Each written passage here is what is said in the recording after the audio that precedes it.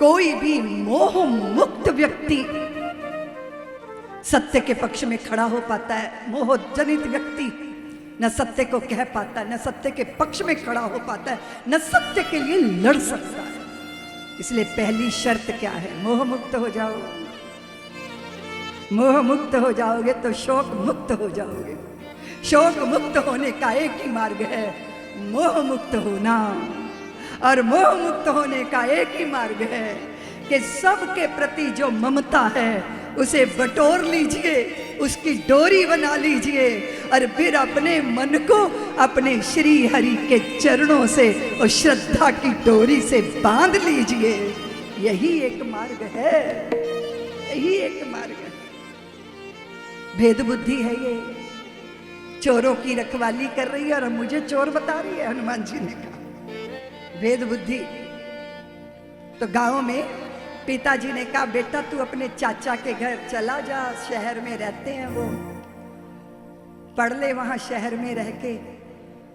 तो पिताजी के कहने पे बेटा चाचा के घर चला गया। चाची ने ऐसा व्यवहार किया, ऐसा व्यवहार किया, अपने बेटे को घी में चुपड़ चुपड़ रोटी खिलाए। वो बेचारा लड़का सूखी रोटियां, प्रेम से वंचित, भोजन से वंचित, 6-8 महीने में उस बच्चे की काया ऐसे सूख गई।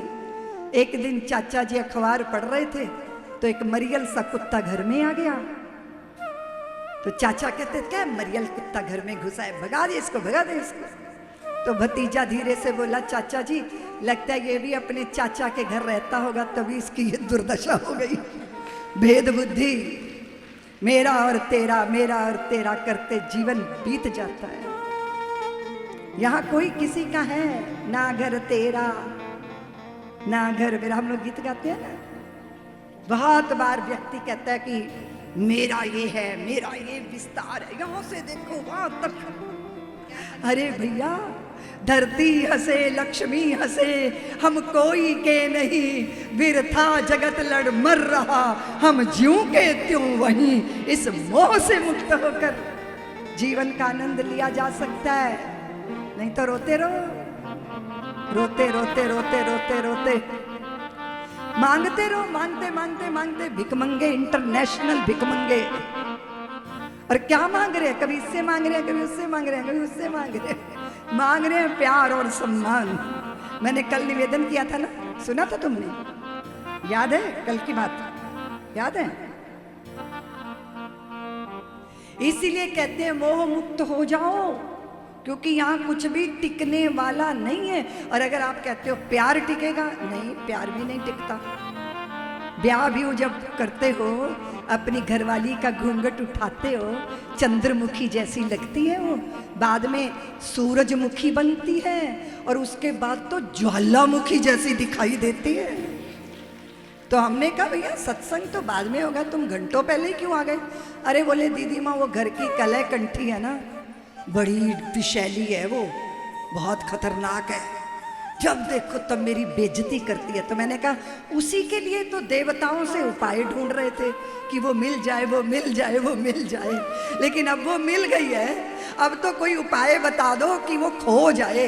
अभी तो कुंभ में एक चल रहा था, कहते हैं कि उसने जानबूझ के अपनी पत्नी 3 बार खो दी, लेकिन वो ढूंढने वाले फिर ढूंढ के उसको दे देते थे।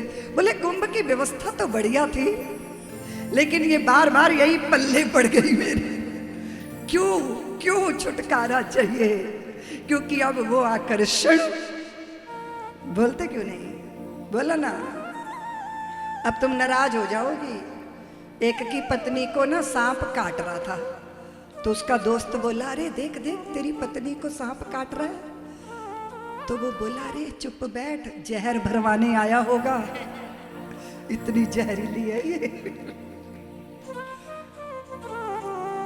क्या है ये? समझने की बात है ये।